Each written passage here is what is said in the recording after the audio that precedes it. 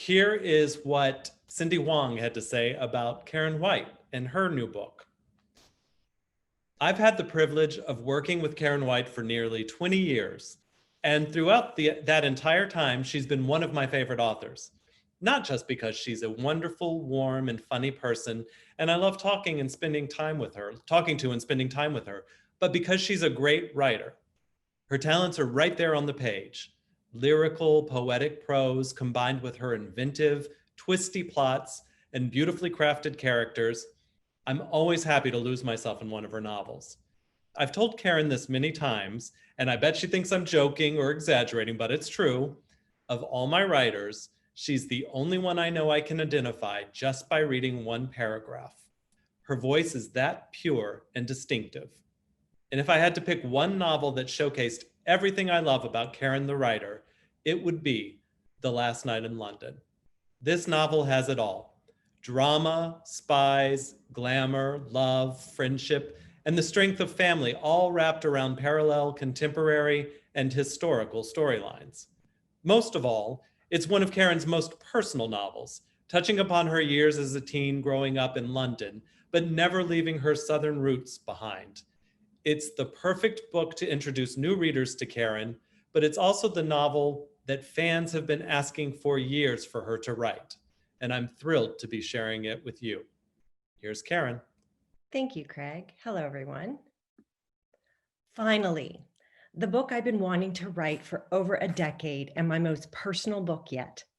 A return of favorite characters, a revisit to my home in London, and the marriage of my trademark Southern fiction with historical fiction. I've received many emails from readers asking me, whatever happened to Maddie Warner, a beloved character from Falling Home and After the Rain? This is her story, 10 years following After the Rain, as a 28-year-old woman with a past she can't let go of and roots as Southern as pecan pie. I filled in the rest of the characters with fan favorite Precious Dubose from All the Ways We Said Goodbye, my collaboration with Lauren Willig and Beatrice Williams, and based on a real fashion model from Memphis, Precious Williams, and a random photo I found on Pinterest. The RAF pilot spoke to me from this photo, and I knew I had to put him in this book. The Last Night in London is like a reunion party for my readers to revisit all they've loved from previous Karen White books, as well as an introduction to brand new characters and a unique setting. My father's job as an executive with Exxon moved us to London when I was 12. Harley House, built in 1904, was my home for 7 years and plays a central role in both the historic and present-day portions of the book. When I asked the doorman on move-in day why some windows in our flat were plain glass instead of leaded glass, he explained that they had been shattered during the Blitz. It was my first experience with living history, of being in tangible proximity to something so monumental. It was like holding history in my hands. When I became a writer, I knew it was inevitable that I would return to that flat and tell its story as I imagined it. Here are some of Harley House's illustrious residents over the years. The only time I ever skipped school was in the 7th grade to read Gone with the Wind on the roof of Harley House. Apparently, I'm not the only one who found that location inspirational. Yes, that's Mick Jagger on the roof, Keith Richards in front of my building, and yours truly looking ridiculous and wearing a Walkman. Hey, it was the 80s.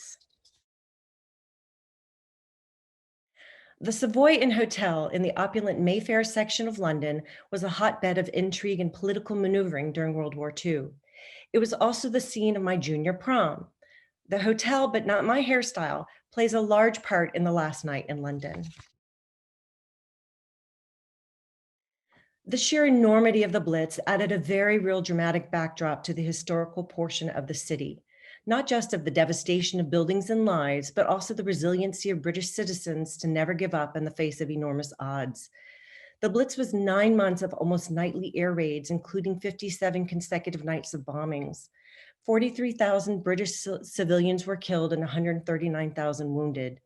I found myself developing a crush on Winston Churchill, whose leadership as prime minister was instrumental in not just keeping Great Britain safe, but also in ultimately defeating the Nazis. I met my best friend, Claire White, in London when we were 16. In the book, young models Ava Harlow and Precious Dubose also meet in London and become like sisters. But war intervenes, testing the bonds of their friendship. Happily, Claire and I are still best friends, and since I married her brother, we are truly sisters.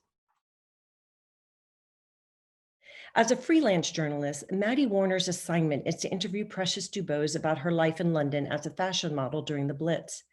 Recognizing a shared grief, Maddie finds herself drawn to both Precious and to Colin, Precious's enigmatic surrogate nephew. As Maddie gets closer to her, she begins to unravel Precious's haunting past, a story of friendship, betrayal, and the unremembered acts of kindness and of love. As 100-year-old Precious Dubose tells Maddie Warner, some grand gestures and heroic moments never make it into the history books, but that doesn't mean they didn't happen. The Last Night in London is their untold story. Who would love this book? Readers who enjoy historical fiction, Southern fiction, World War II fiction, and stories about strong women and friendship. So thank you, booksellers and librarians, for getting our books into readers' hands and for your love of stories that make it possible for us to do what we do.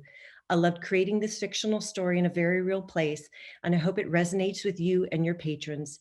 Thanks again, and happy reading.